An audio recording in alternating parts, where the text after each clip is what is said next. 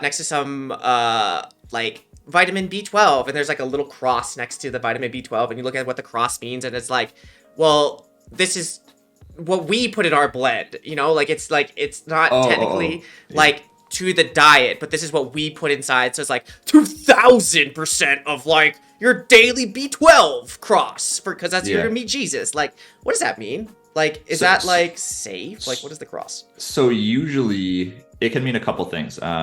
Usually it's either we don't know what a legitimate number is. There's not an actual like RDA established for this particular So number. dogs have not died to find this number. Yeah. Okay. Or it could be an indication that it's like a proprietary blend. And so it's like, you know, read on to see what the usually it's more used as just like an asterisk. Yeah, so we either don't know, and based off best evidence, here's a percentage for you. Or they might just like leave it blank. They might say like there's no percent, like it'll just have like a little dash there instead of a percent number, because they're like, we just don't know how much of this particular nutrient you need. But we know it's in there, right? Yeah, you know it's in there. But proprietary blends are really funny too, because in general, don't consume anything with a proprietary blend. That's the short answer. So a lot of supplements use proprietary blends. What this means is they have used the ingredients in there and they don't have to disclose what ratio that they are in.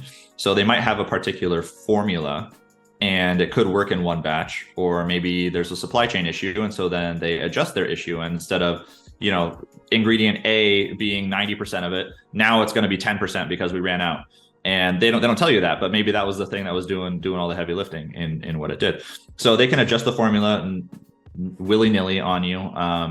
And it's also just a small potential health risk too with a lot of supplements, because it's like, you know, when things, you know, it's like baking soda vinegar, right? Like sometimes when you combine two ingredients, there's a third reaction that happens. Yeah. And so when they adjust their ratio to something else, you know, there's potential for, you know, some issues there. Smaller, bigger volcano, or no volcano at all. That's what you're saying. Exactly.